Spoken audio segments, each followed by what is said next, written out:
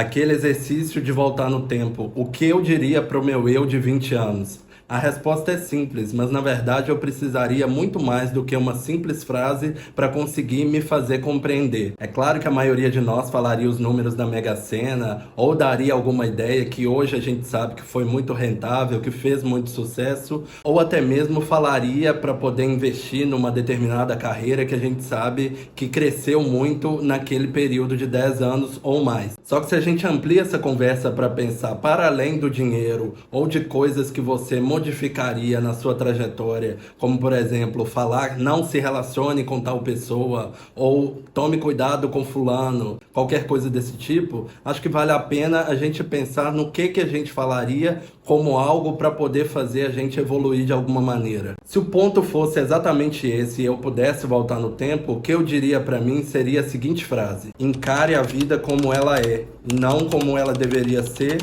ou como você gostaria que fosse. Como eu disse, só essa frase não seria o suficiente para que eu, com 20 anos, conseguisse compreender qual que é o sentido completo dela. Por mais que pareça uma frase muito óbvia, a maioria das pessoas tem o conhecimento dela, a maioria das pessoas também não coloca ela em prática, não consegue compreender qual que é o sentido todo que ela tem. Para conseguir me fazer entender, com 20 anos, eu teria que ter uma conversa com exemplos que são os que eu vou passar nesse vídeo.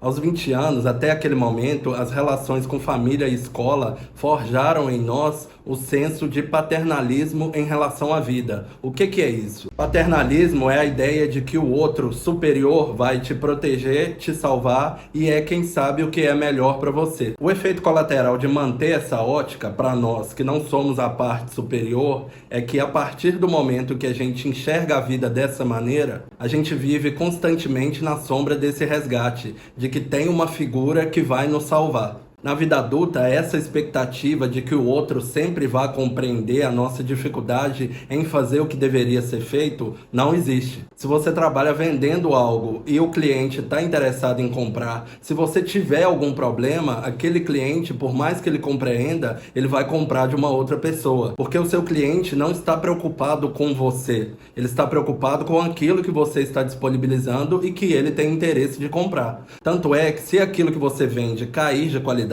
o seu cliente, seja por qual motivo for que essa qualidade tenha caído, vai comprar de uma outra pessoa. Ele não vai compreender que você talvez teve alguma questão de família, que você sofreu um acidente ou algo que seja parecido com isso. A compaixão não é um sentimento que permeia as relações. As relações são muito mais pautadas na troca de interesses que as pessoas têm. Vi um vídeo curto ontem de um rapaz na casa dos 20 anos reclamando que tem sido muito difícil ser pobre no Brasil atualmente. A reclamação dele partia do seguinte lugar: ele não tem que manter a casa que ele mora, ele não trabalha como CLT, ele não tem um emprego formal, ele trabalha como autônomo e ele é montador de móveis. No ofício dele, enquanto montador de móveis, ele recebe menos de um salário mínimo.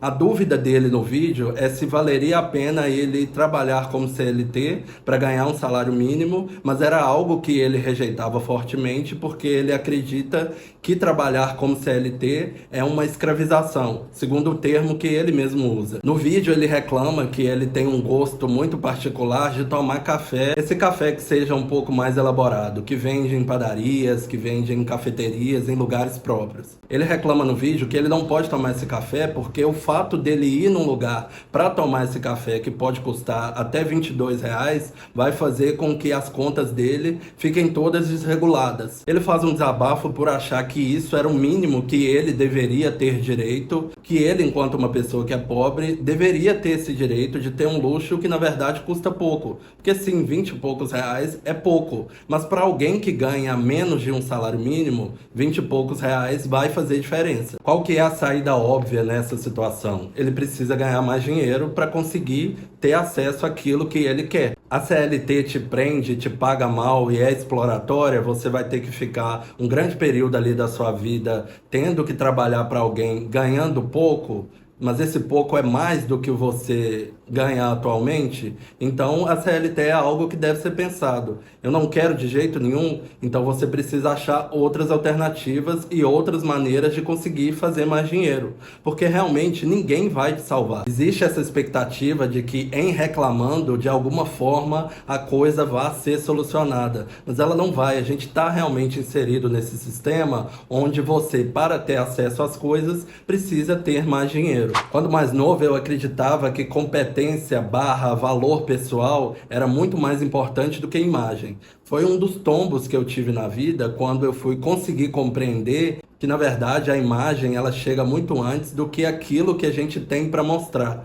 Se as pessoas não comprarem a imagem, elas não vão comprar nem o conteúdo. Quando eu falo de imagem, é num lugar muito amplo. É para a gente conseguir compreender, por exemplo, que determinadas profissões não adianta você querer meter o louco e achar que você pode ter a estética que você quiser, que ainda assim você vai ser super valorizado nessa área. Como, por exemplo, funções que são mais formais, trabalhos que demandam um olhar do público e que geralmente o público tem um olhar sobre essa profissão mais conservador, mesmo que esse público nem seja tão conservador. Advogados passam por isso. Você pode ser um advogado de cabelo colorido?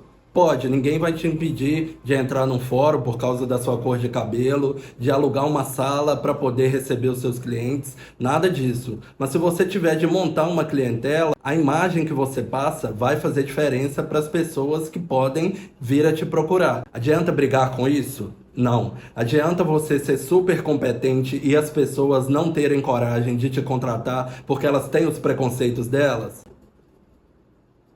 Sob o ponto de vista do ganho de dinheiro, não. A gente constrói primeiro de acordo com as regras do jogo e depois, talvez, mais pra frente, a gente consegue ter uma liberdade a partir do momento que a gente já criou um espaço para poder dar vazão a uma liberdade que às vezes a gente sente falta. Pode ser que esse dia não chegue nunca. Talvez você vai compreender que as regras do jogo precisam ser jogadas da forma como elas são jogadas para você conseguir continuar recebendo o dinheiro que você recebe. Se na sua profissão você precisa vender para conseguir ter dinheiro, não adianta você ser a pessoa que detesta vendas e que quer continuar e crescer nessa profissão. Você pode não concordar com tudo que está aí, mas se você for esperto, você vai perceber como que as coisas funcionam para que, diante dessa consciência, você consiga fazer as escolhas de como você vai lidar com isso. O que você vai fazer, o que você não está disposto a fazer e o que, mesmo não gostando, você vai fazer para chegar no lugar que você quer. Ninguém vai vir nos salvar. Entender isso é libertador, por mais que de alguma forma cause alguma dor quando a gente